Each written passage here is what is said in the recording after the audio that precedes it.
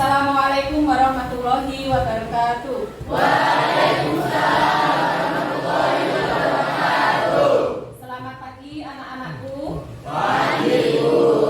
Bagaimana kabarnya hari ini? Baik. Alhamdulillah. Sebelum kita belajar, mari kita berdoa bersama-sama. Silahkan disiapkan dan kita berdoa. Yuk, siap, gerak. Berdoa, mulai.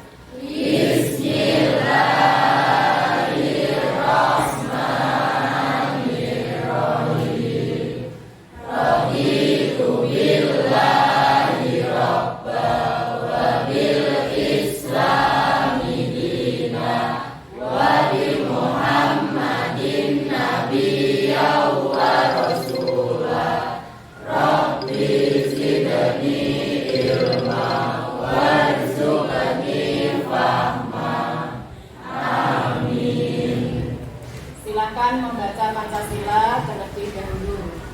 Siap, gerak.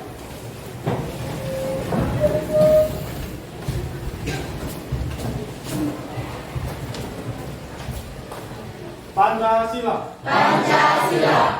Satu. Ketuhanan Yang Maha Esa. Ketuhanan Yang Maha Esa. Dua. Dua. Kemanusiaan yang adil dan beradab. Kemanusiaan yang adil dan beradab. Tiga. Tiga. Persatuan Indonesia. Persatuan Indonesia. Empat. Empat. Kerakyatan yang dipimpin oleh hikmat kebijaksanaan Kerakyatan yang dipimpin oleh hikmat kebijaksanaan dalam permusyawaratan perwakilan. dalam permusyawaratan perwakilan. Lima. Lima. Keadilan sosial bagi seluruh rakyat Indonesia. Keadilan sosial bagi seluruh rakyat Indonesia. Yuk, siap, gerak.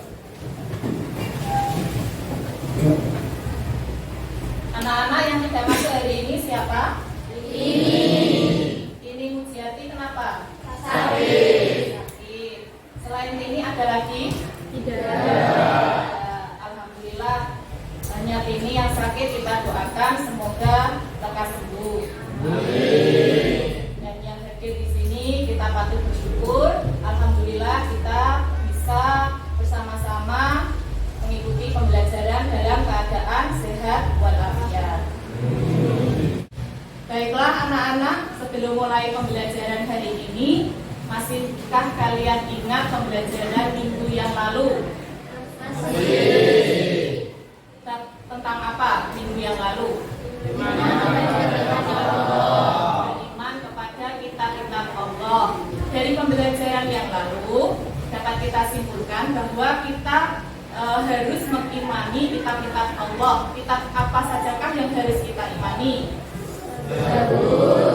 Taurat, Injil, Al-Quran. Berarti kalian sudah memahami tentang bab kemarin tentang iman kepada kitab-kitab Allah. Nah, sekarang untuk hari ini kita akan mempelajari tentang perilaku taat, kompetisi dalam kebaikan, dan etos kerja. Yang akan kita pelajari, KD yang akan kita pelajari adalah menganalisis makna Quran Surat Al-Ma'idah ayat 48, Surat An-Nisa ayat 59, dan Surat At-Taubah ayat 105. Dengan tujuan pembelajaran, kalian nanti harus bisa membaca Surat An-Nisa 59, Al-Ma'idah ayat 48, dan At-Taubah 105 sesuai dengan kaidah tajwid dan makhorijul huruf. Dan kalian nanti harus bisa menyebutkan arti dari surat tersebut serta bisa menjelaskan makna, isi kandungan, dan bisa menampilkan contoh perilaku dari surat An-Nisa, surat Al-Maidah, dan surat At-Taubah. Kegiatan pembelajaran kita hari ini yaitu pertama kita akan membaca surat Al-Maidah 48, surat An-Nisa 59, dan surat At-Taubah 105, menyebutkan arti, menjelaskan makna, serta menampilkan contoh. Kita akan mulai dengan membaca surat An-Nisa ayat 59. Silakan kalian dengarkan dan diamati dari media yang sudah kemudian siapkan. يا أيها الذين آمنوا أطيعوا الله وأطيعوا الرسول وأولي الأمر منكم فإن تنازعتم في شيء فردوه إلى الله والرسول إن كنتم تؤمنون بالله واليوم الآخر ذلك خير وأحسن تأويلا. Selanjutnya ada surat At-Taubah ayat 105. Silakan kalian simak baik-baik suratnya di depan. أعوذ بالله من الشيطان الرجيم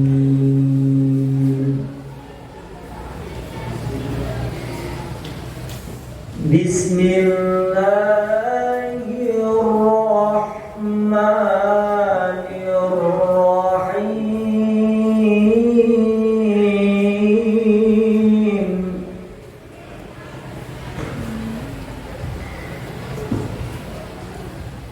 وقل اعملوا فسيرى الله عملكم ورسوله والمؤمنون.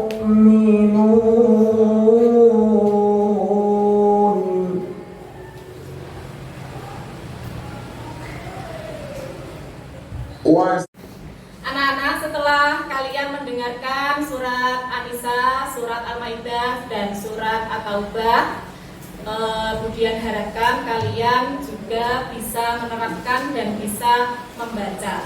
Saya ingin dari kalian salah satu membacakan surat An-Nisa ayat 59. Coba Habib dibaca. A'udzu billahi minasyaitonir rajim.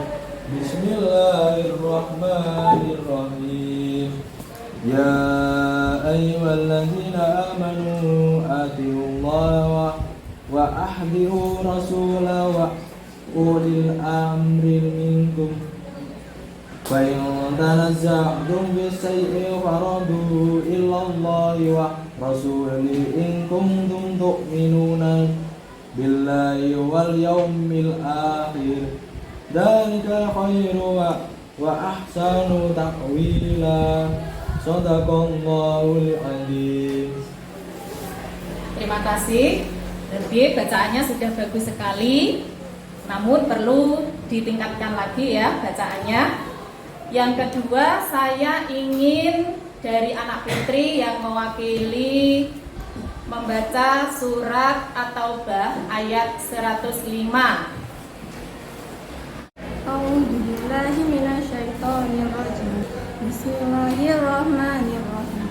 Wa qul i'malu fasayarallahu 'amalakum wa rasuluhu wal mu'minun wa saturadduna ila alimil ghaibi wasyahadah ila alimil ghaibi wasyahadati fayunabbi'ukum bima kuntum ta'malun. Shadaqallahul adzim. Terima kasih yang sudah berani membaca Al-Quran mewakili dari kelas ini. Namun ada beberapa yang harus kalian ingat, bahwa membaca Al-Quran itu harus sesuai dengan tajwid dan sesuai dengan makhorijul hurufnya. Nah, sesuai dengan tajwid berarti panjang pendeknya itu disesuaikan, dan makhorijul hurufnya, keluar hurufnya itu kalian juga harus mengena antara huruf yang satu dengan yang lain itu berbeda. Ain dan alif itu tentunya berbeda. A dan A itu kalian harus bisa memperhatikan dari bacaan-bacaan tersebut. Pembelajaran yang kedua, setelah membaca, kita akan mengetahui makna isi kandungan dari surat An-Nisa 59, Al-Maidah 48, dan At-Taubah 105. Nah, sebelum kemudian lanjutkan ke makna atau isi kandungan, kemudian ingin bertanya, menurut kalian taat itu apa? Taat. Ya, silakan. Izin menjawab, Bu. Taat adalah patuh dan melaksanakan semua perintahnya selama tidak bertentangan dengan syariat Islam. Iya, terima kasih jawabannya. Tepuk tangan untuk jawabannya. Nah,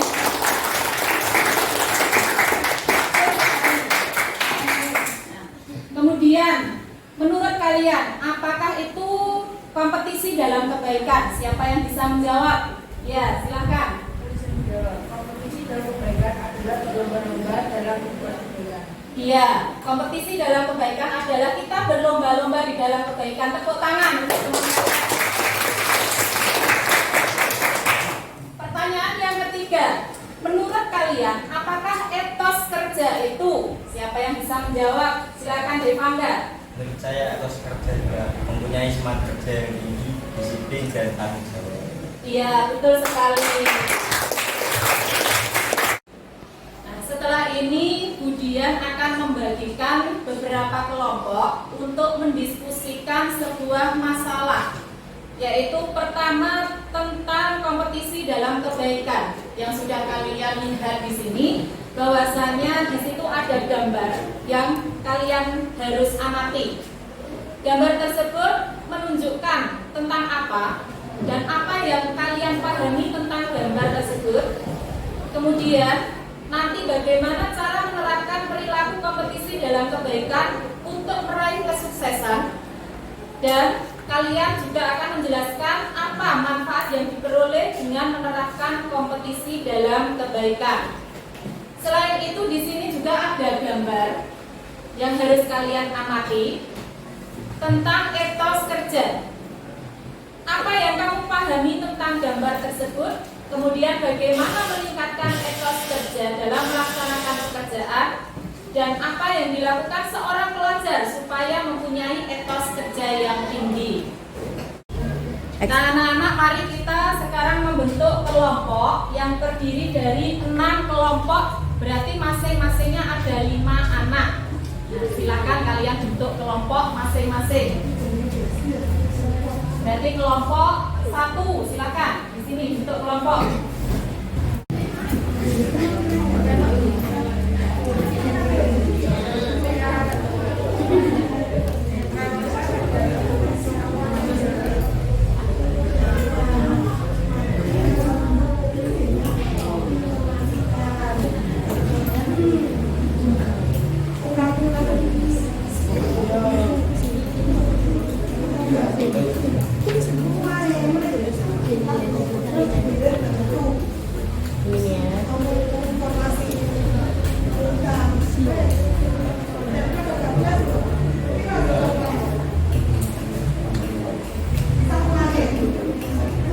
Mana ada kesulitan kalian? Mungkin itu yang saya pertanyaan belajar menerapkannya itu seperti apa. Dan itu kita kan masih diskusi dan belum menemukan bagaimana kebijakan di sini. Iya, silakan mengambil dari sumber-sumber yang lain, misalnya dari internet atau kalian bisa mengambil dari YouTube, sehingga nanti bisa terpecahkan solusinya. Ya, sama-sama. Silakan dipresentasikan dari kelompok 1 dari hasil diskusinya tadi. Assalamualaikum warahmatullahi wabarakatuh. Waalaikumsalam warahmatullahi wabarakatuh. Kami dari kelompok 1 akan mempresentasikan hasil diskusi dari kelompok kami. 1. Gambar di samping menunjukkan beberapa orang yang melakukan aktivitas berlomba. Dalam berlomba pasti ada juara dan ada yang tertinggal atau tidak mendapat juara. 2. Cara menerapkan perilaku kompetisi dalam kebaikan untuk meraih kesuksesan. 1. Berkompetisi atau bersaing secara sehat tanpa melakukan kecurangan. Karena melakukan kecurangan akan mengakibatkan diri kita terjerumus dalam kezaliman, dan Allah Subhanahu wa taala pasti akan memberikan ganjaran bagi orang yang berbuat curang atau zalim, baik di dunia maupun di akhirat. Sekian dari kelompok kami. Wassalamualaikum warahmatullahi wabarakatuh.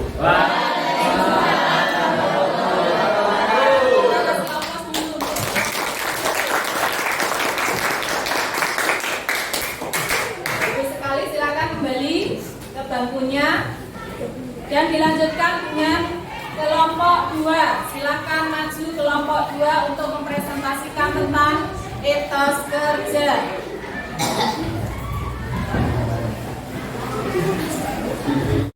Silakan dimulai kelompok 2. Baik, assalamualaikum warahmatullahi wabarakatuh. Waalaikumsalam warahmatullahi wabarakatuh. Perkenalkan, kami dari kelompok 2 akan mempresentasikan hasil berdiskusi tentang etos kerja. Yang pertama, dari gambar yang ditunjukkan tersebut menampilkan seorang tukang becak yang sedang beribadah sholat. Dari gambar tersebut dapat dipelajari bahwa sesibuk apapun kita dan seberat apapun pekerjaan kita harus tetap mengingat Allah. Cara meningkatkan etos kerja, yang pertama membuat. Sekian presentasi dari kelompok kami. Atas perhatiannya kami mengucapkan terima kasih. Kami akhiri. Wassalamualaikum warahmatullahi wabarakatuh. Jauh sekali kita kasih Allah.